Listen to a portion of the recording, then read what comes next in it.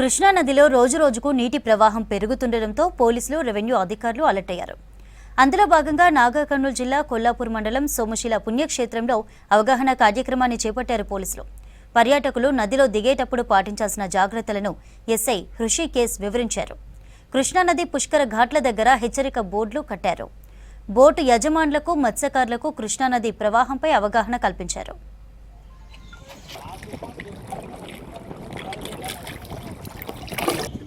అనే పుణ్యక్షేత్రానికి వస్తున్న భక్తులు చాలా మంది రైనీ సీజన్ స్టార్ట్ కావడంతోనే వరద అనేది వస్తుంది కాబట్టి పర్యాటక ప్రాంతం కాబట్టి పుణ్యక్షేత్రం కాబట్టి అందరూ కూడా రావడానికి ఇక్కడ మొగ్గు చూపుతారు. వచ్చిన పర్యాటకులు వాళ్ళు ఖచ్చితంగా పైనుంచి వస్తున్న వరదతో పాటుగా విషపూరితమైన సర్పాలు తర్వాత ముసళ్ళు కూడా ఇక్కడ ప్రాంతానికి వస్తూ ఉంటాయి. వాటన్నిటిని పరిగణనలోకి తీసుకొని మీరు తగిన జాగ్రత్తలు తీసుకుంటూ మీ పర్యటన అనేది ముగించాల్సి ఉంటుంది. ముఖ్యంగా స్నానాలు ఆచరించే టైంలో కానీ తర్వాత మీరు ఏదైనా స్విమ్మింగ్ చేయడం కానీ ఇట్లాంటివి మీ కుటుంబ సభ్యులతో చూస్తున్నప్పుడు పెద్దవాళ్ళు ఖచ్చితంగా చిన్నపిల్లలను ఒక కంట కనిపెడుతూ ఉండాలి.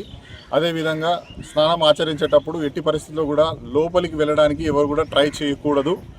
వస్తున్న వరదను దృష్టిలో పెట్టుకొని వరద ఉధృతి ఎక్కువగా ఉన్నప్పుడు లోపలికి వెళ్ళడం అని చేయకుండా నది ఒడ్డుననే స్నానం చేసి పర్యటన అనేది ముగించాలి.